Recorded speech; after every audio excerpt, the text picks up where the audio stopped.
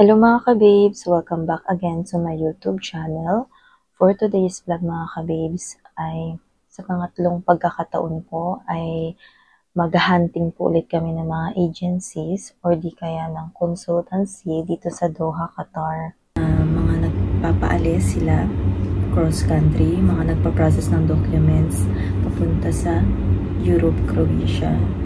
Bali, yung pupuntahan namin ngayon mga ka-babes ay yung Alba Elite Consultancy. Yung location po nila dito lang sa may Mansura area, sa may Biring Road, dito sa may Lulu, likod daw ng Lulu. So, pupuntahan namin po yan mamaya. Actually, yung manager ko po yung unang pumunta nung January 2025. Ngayon po is May 11, 2025 na. So, limang buwan na po ang nakalipas bago kami mag-visit ng partner ko doon. So, kaya nakapag-decide na talaga kami puntahan na namin ngayon. Kasi actually mga ka-babes, short story, talagang nagda-doubt talaga kami pumunta sa agency na yon. Pero ngayon, lalakasan na namin yung loob namin para in case na may mga iba pa kami mga questions. So, yun, tatanong namin doon sa kanila. And maganda kasi kung personal talaga na magbisita sa office. And ngayon naman, alam natin na dito sa Doha, Qatar, ang dami na rin mga pinasara daw ng mga agency or consultancy kasi nga marami silang aplikante ang hindi pa pinapaalis. So, kasi nga tanggap lang sila ng tanggap ng aplikante kahit wala namang employer. So, kaya kami, nag-iingat din kami, todo kami search and nag-hunting pa rin kami until now. I hope na makahanap na talaga kami ng agency na talagang legit na nagpapaalis pa Europe, Croatia. And ayun mga kababes. So, balitaan na lang namin kayo mamaya kung ano yung mga napag-usapan namin doon. So, yun. Kahit ako kinakabahan. So, ayun mga ka-babes, nag-Uber na lang kami papunta doon sa agency kasi alam niyo naman dito sa Middle East, dito sa Qatar, sobrang init talaga ng panahon. Hindi namin kayang mag-bike papunta ng metro station. At finally mga ka-babes, nakarating na rin kami dito sa my office, dito sa may Binderham Plaza. At ayan yung office nila mga ka-babes. Hello mga ka-babes, kamusta kayong lahat? So, ayun nga mga ka-babes, pumunta nga kami doon sa office noong May 11, 2025. At ngayong date is May 24, 2025 na. So, ngayon lang ako nakapag-vlog, ngayon lang akong sinipagan na mag-vlog, mag-update sa inyo. Alam kong excited na kayo, alam kong masaya kayo kung ano yung mga na-achieve namin, di ba?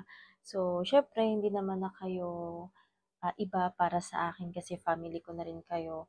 So, natutuwa ako sa mga nagko-comment na appreciate nila yung mga pag-vlog ko, pag-update ko sa inyo sa pagpaprocess namin ng mga documents papunta sa Europe, Croatia.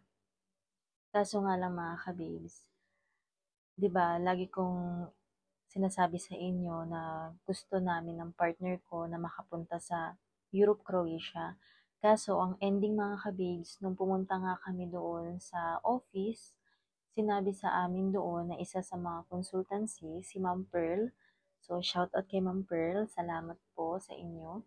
So, ang sabi niya sa amin na hindi na daw po available yung hiring nila sa Europe, Croatia, yung Ligo House warehouse. So, ang available na lang po nila ngayon is yung sa Romania and sa Bulgaria. Yan. At saka, pagka chinek nyo sa kanilang Facebook page, makikita nyo po yung mga iba't iba pa po nilang klase na hiring doon. So, visit kayo doon sa kanilang Facebook page. So, yun, updated naman din sila kapag may mga hiring, ganyan. Basta message kayo sa kanila. And, yun nga, na lungkot kami ng partner ko. Ako lang ata nalungkot. Kasi yung partner ko wala naman siyang pakialam kung saang bansa. Basta magkasama kaming dalawa. At saka, mas okay nga na sa ibang place kami ng Europe country.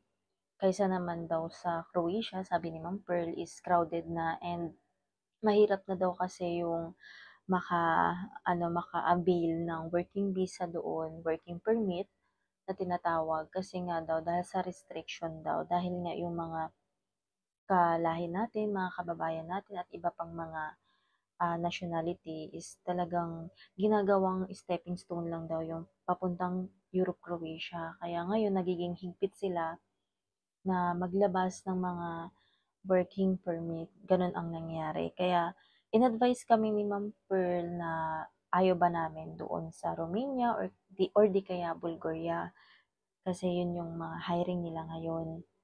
And yun nga talagang na-convince din kami ni Ma'am Pearl. Hindi niya kami pinilit.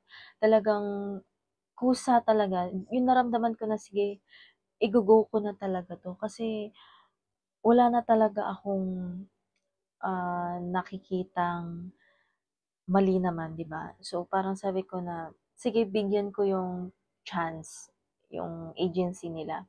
Kasi alam natin, nandito sa Middle East, 'di ba, na ang dami talagang mga nai-scam, ang daming mga nagsara na mga consultancy agency dahil sa pag-i-scam nila ng mga kababayan natin at iba pang lahi. Kaya talagang nagda-doubt ako. Pero dito sa agency to, sa Alba Ilay Consultancy, talagang buong puso kong ibibigay sa kanila yung talagang trust para sa kanila.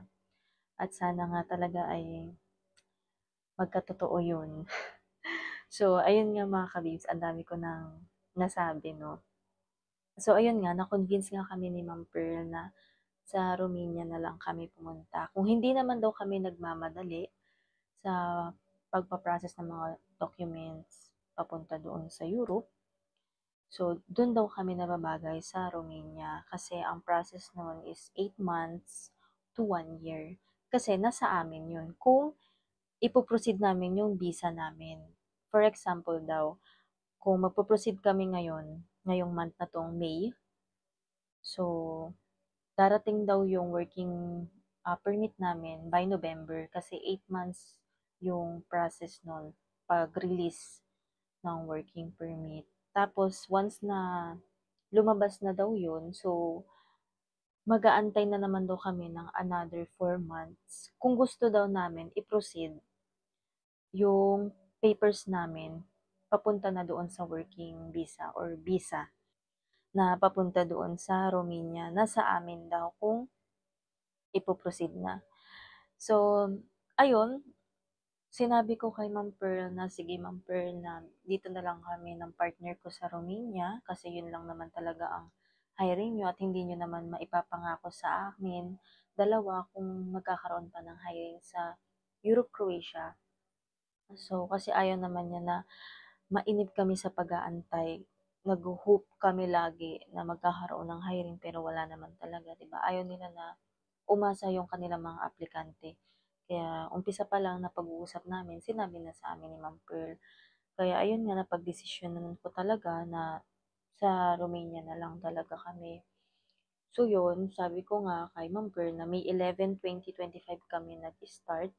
So, ma-release yung paper daw ng working permit ng November or depende pa daw yan sa sitwasyon. Maximum daw 4 months o di kaya 6 months. 6 months daw talaga tumatagal yung pag-release ng working permit. At hindi naman daw kami nagmamadali, kaya okay lang daw yun. Kasi ang sinabi ko kay Ma'am Pearl, umpisa pa lang, na yung target po talaga namin ng partner ko na pumunta ng Europe is 2026 ng June, mga ganyan. Kasi sinabi ko na ikakasal kasi yung ate ko by next year.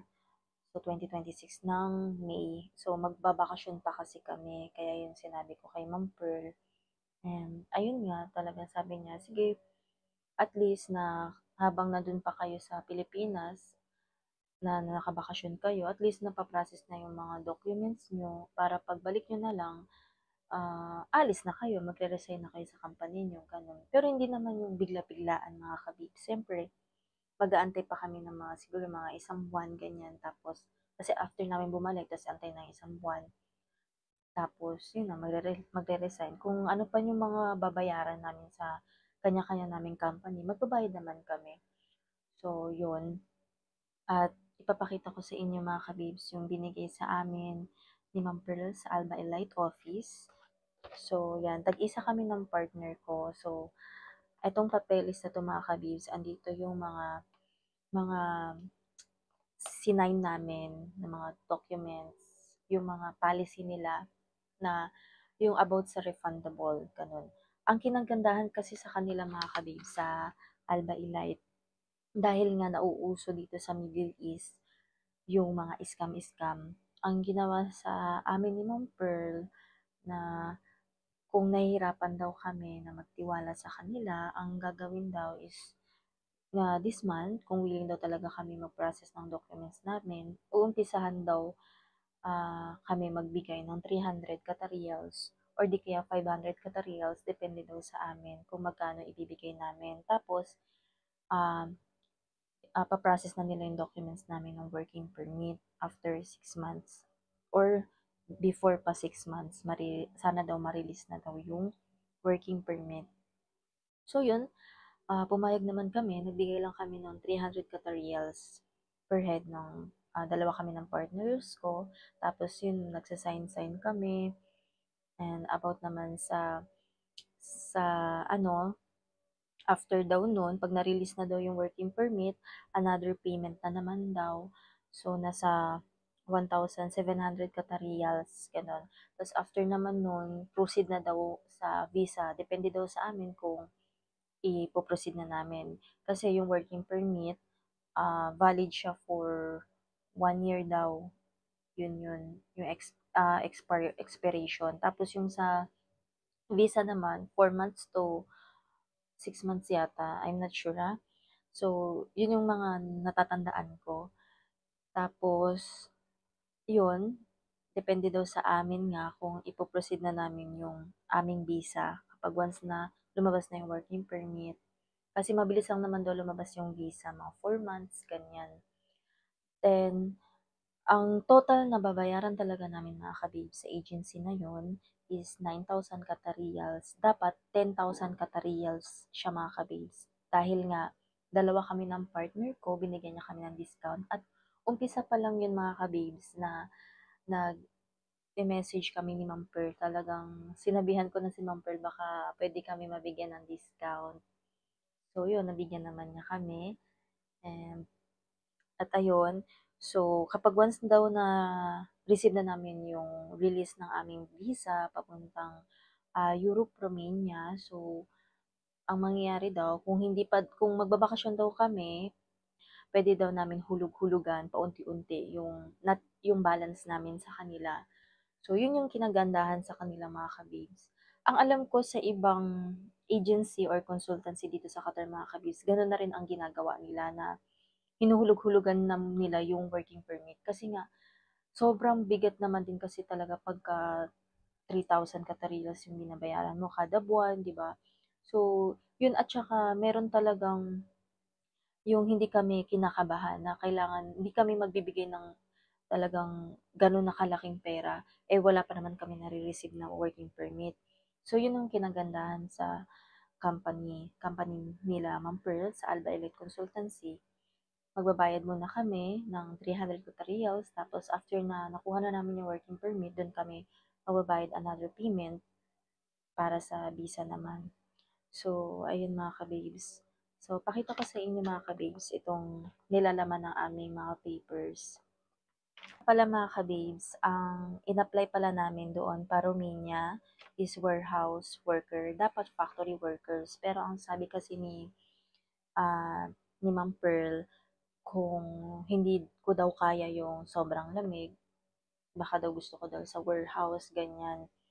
So, kasi yung factory workers na hiring nila para Romania is yung mga, ano lang nila, mga available is dairy products, more on dairy products. So, dapat makapal na jacket, ganun, ganyan. Eh, malamigin akong tao. Kaya sabi ko kay Ma'am Pearl, baka pwede mo kaming maisingit, Ma'am Pearl, sa mahanapan nyo kami ng available na hiring sa warehouse. So, sabi niya, sige, hanapan niya daw kami ng employer.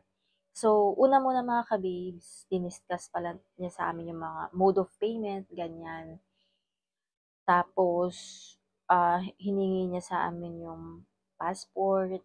Tapos, may dala kasi kami nun ng resume. Binigay ko na rin sa kanya. Pero, ang sabi niya sa amin, kung meron daw kaming PDF, isend na lang daw sa WhatsApp sa kanya. Tapos, tinanong ko sa kanya kung kailangan ba ng Europass yung format ng resume. Ang sabi naman niya sa akin, kung sakaling ganun yung hihingin ng employer daw sa kanila, sila na daw bahala dun, sila na daw mag-edit.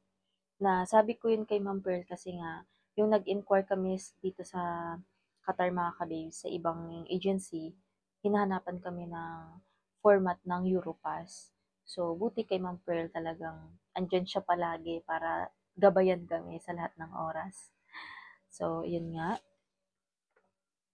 Ayan yung sa Romania, mga kababes. So,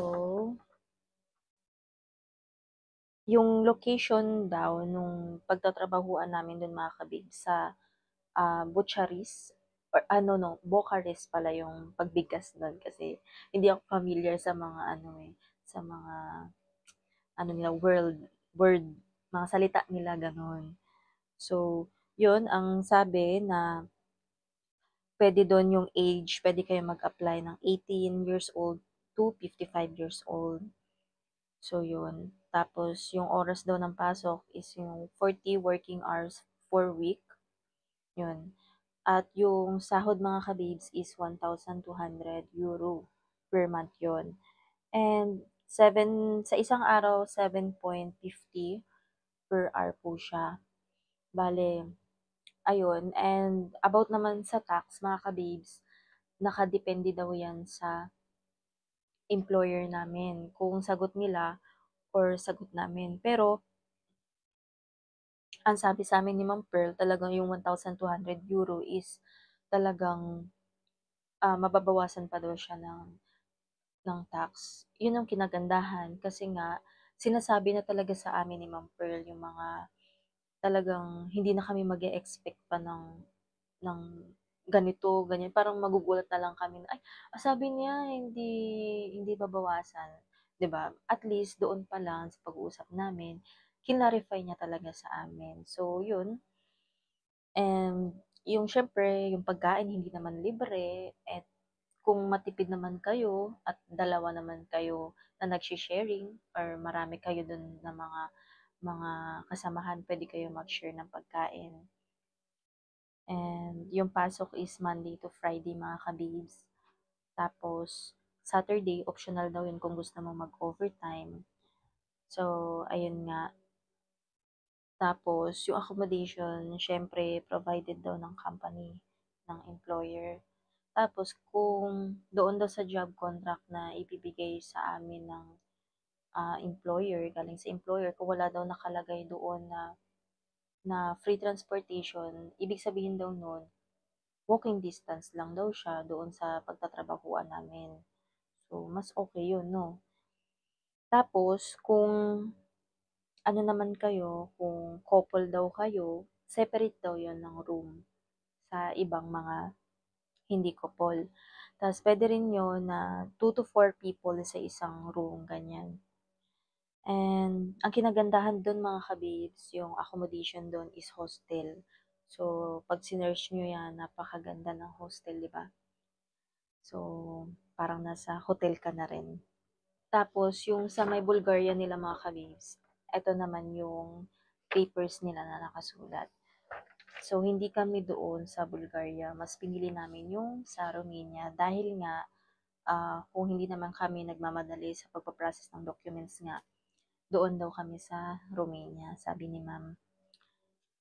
So, yun, pinakita din sa amin ni ma'am yung mga process sheet, yung mga requirements nila. So, yun. Hiningi din pala yung QID namin. Ayan. Tapos, dapat yung passport nyo mga kababes, pag once na nag-apply kayo doon, is dapat valid siya for 6 to 12 months. Tapos yung QID din mga kababes, valid for more than 3 months. Ayan. Tapos, kailangan din daw ng experience documents mga kababes or salary certificate, ganyan. Pero yun nga, sinabi namin kay Ma'am Pearl na ako wala akong experience pagdating sa mga factory workers or warehouse workers. Pero sabi niya, wag akong mag-alala dahil no need naman na daw experience, hindi naman na daw hinihingi. Dahil magre-repack-repack ka lang doon, tapos mag-i-scan, ganun. Yung iba nga daw na applicant nila na sinasabi na inaantok na daw sila kasi nga puro lang repack, ganyan. So, yun. And kailangan din mga kabibs, isa din sa mga requirements yung police clearance certificate. Stamp dapat siya, may stamp siya ng authorized consulate dito sa Qatar. Yung police clearance mga kabibs ay kung saan kayo, nasaan kayong bansa, doon kayo kukuha ng police clearance, yun. At ayun nga mga kababes, magvo-voice over na lang ako dahil nawalan pala ng baterya ang aking microphone. So, yun nga, proceed tayo sa mga documents, mga requirements. So, isa yun sa mga one photo with white background mga kababes. At saka kailangan din daw ng travel medical insurance. Paid na yun ng applicant, personal expenses na yon at saka dummy flight ticket, personal expenses na yon ng aplikante at saka kung meron daw ng driving license ng applicants, yun much better daw. Kung wala, hindi naman na kailangan. And kung may education documents din daw, if available, pwede daw ipasa. Tapos, kailangan din ng bank statement mga kababes. Alam kong karamihan sa inyo nagulat bakit kailangan pa isa sa mga requirements yung bank statement kung yung ina-applyan mo naman is working permit, working visa doon sa Europe na pupuntahan mo. So yun din, isa din yan sa mga katanungan na tinanong ko kay Ma'am Pearl. Ang answer naman niya doon is kailangan ng bank statement ng 4,000 Qatarial to 8,000 Qatarials dahil once na in case lang naman daw na interviewin daw sa embassy, so ang itatanong daw sa atin ng mga aplikante na paano daw tayo masu-survive kung in case na mawalan tayo ng trabaho dun kasi alam naman daw natin ang Europe country is napakalaking cost of living. So, ganun. At saka, huwag kayong mag-alala mga kababes sa requirements na yon na bank statement kasi hindi naman siya yung ipapakita nyo talaga, yung dadalhin nyo talaga sa kanila, sa harap nila, sa consultancy. Ito yung pera ko, ganyan. Hindi. Ang kailangan lang nila is makita yung bank statement na may laman talaga na pera, ganon. Tapos, after noon, na interview daw doon sa embassy, pwede naman na daw yun i-withdraw. At ayun nga mga ka-babes, yung mga personal expenses pa ng aplikante is yung embassy fee, travel insurance, damit ticket, tsaka yung airfare, or any other additional charges are to paid by the client. So, binasa ko lang din mga kababes yung nakasulat dito sa papers na binigay sa amin sa office. At take note mga kababes, nakasaad din dito sa papers na the entire process of the work permit program, service charges, and refund policy as per signed agreement is very well explained in client's own language. At ayun nga mga ka-babes, ipapakita ko sa inyo yung mga service agreement namin, tapos yung mga mode of payment, tapos magkano na yung nabayaran namin, ganun. Yung after namin umuwi sa bahay, syempre, binasa ko ulit yung binigay sa amin doon sa office. Tapos yung mga nakasaad lang naman doon mga ka-babes, in short, is yung about lang naman sa mga refund kung in case na yung work permit or visa ay hindi ma-release sa tamang buwan. So, ibibigay nila yon sa amin. So, inexplain sa amin yan ni Ma'am Pearl. Ang sabi ni Ma'am Pearl, kapag yung work permit process daw is hindi pa daw lumalabas, i-refund daw nila sa amin 90% daw. Tapos, in case naman daw na hindi pa lumalabas or nireject kami sa visa, so, yun, 50% to 70% daw yung ibibigay nila sa amin. So, ayun lang mga ka-babes. Tapos, yun nga, sana talaga ay pag-pray natin na ma-release yung mga papers namin na inaantay this year. And short story lang mga ka-babes, gusto ko lang i-share sa inyo na talagang yung partner ko, gusto niya talaga na makapunta sa Europe. Kaso ako lang talaga is alam mo yun, nag-o-overthink. Kasi gusto ko talaga mga ka-babes, pag once na makapunta ako ng Europe, gusto ko, wala na akong iisipin sa Pilipinas. Kumbaga, ang ibig kong sabihin mga ka-babes, yung wala na akong iisipin na mga bayaran sa Pilipinas. At ayun nga, talagang pinagkaloob sa akin ni Lord na finally nakabili kami ng sasakyan. So, naghati kami ng ate ko doon sa pambayad na yun sa kotse. Tapos, yung this year, 2025, kailangan talaga is maayos na yung bahay ko at nabili ko na rin naman yung bahay and yung kulang na lang, yung iniisip ko na lang yung bahay ng ate ko. Pero, hindi ko pa rin naman siya hayaan na siya lang yung magbayad. Syempre, tutulungan ko pa rin ang ate ko kasi tinulungan niya rin ako na maka mabayaran yung aking bahay. So, yun nga, and may nagkaloob ni Lord lahat yun. Kaya sinabi ko sa partner ko na, eto na, finally, this year, 2025, kailangan na natin na ma-proceed, ma-process na yung mga documents natin papuntang Europe.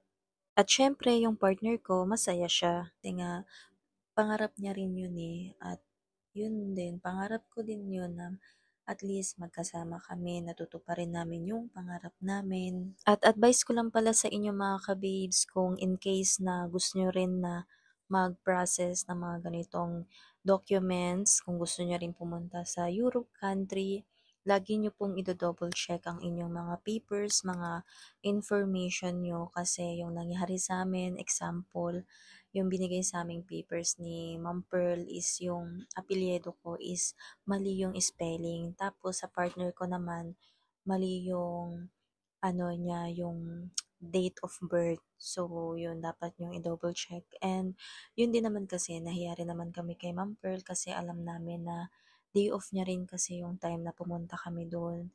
And yun lang kasi yung available time namin para pumunta doon. And, sinabi naman sa amin ni Ma'am Pearl na no problem, basta willing na kayong i-process ang inyong mga documents. Walang problema sa kanya kung sa day off niya pupunta pa rin siya ng office para i-process yung mga documents namin. Kaya talagang nagpapasalamat kami kay Ma'am Pearl kasi andyan siya para sa lahat ng mga katanungan ko. Grabe, sobrang dami kong tanong mga kababes. Buti na isasagot niya ng maayos sa akin. At ayun na lang mga kababes, hanggang dito na lang tayo.